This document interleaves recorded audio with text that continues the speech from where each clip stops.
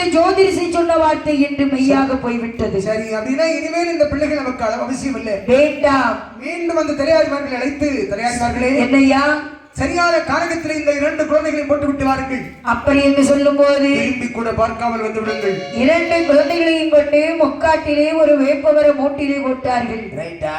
அப்படி வேப்பமர மூட்டிலே 2 பேரும் எப்படி வாழ்ந்து வருகின்றார்கள் தெரியுமா?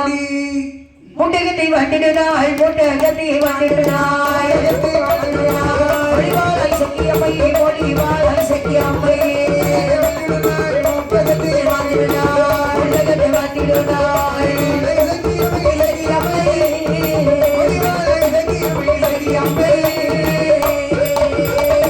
கேட்டீரோ அண்ணரே கிட்டே ஒரு இடமிருந்தார்,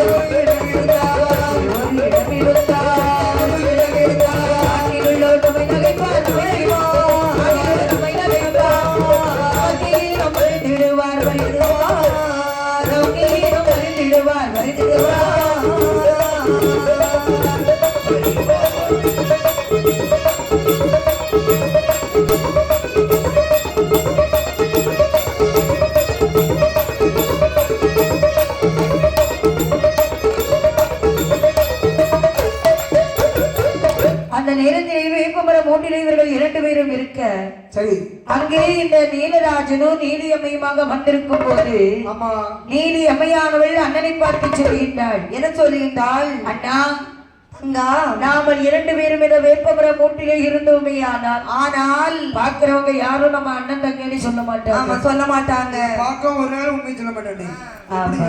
ஒன்னும் சொல்ல மாட்டான். ஆமா, எங்கோ இருந்து தங்கை என்று சொல்ல மாட்டார்கள். கள்ள காதல் கள்ள உறவாடுவதற்காக வந்திருக்கிறார்கள் கேவலமா பேசுவார்கள். ஒரு ஆள் பேச்சுக்கு நம்ம ஆளாக வேண்டும். ஆகையினாலே அன்னை, நீங்கள் இந்த வேப்பமர மூட்டிலே வாழ்ந்து வாருங்கள். நில்லுங்கள், நான் செங்காட்டிலே சென்று வாழ்ந்து வருகிறேன். தங்கச்சி, அண்ணா, திடீரென்று என்னை பிரிந்து சொல்கிறேன் என்று சொல்கிறாயே?